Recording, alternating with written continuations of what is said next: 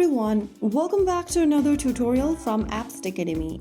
Today we are going to be learning how you can update your Plex application on your Android or your iOS device. Updating Plex ensures you have the latest features, bug fixes, and security improvements for smoother streaming.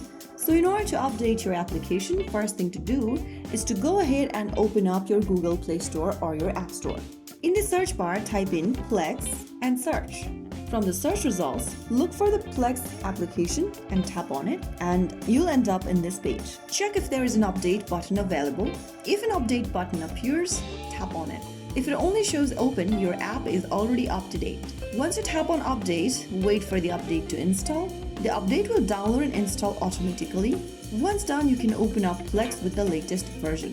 So that is how you update Plex on both Android or iOS devices. The process is quite similar even if you are using Android or iOS. So that is how it's super easily done. If you found the video helpful, don't forget to like, share, and subscribe to our channel. I will be back again in the next episode. Thanks for watching.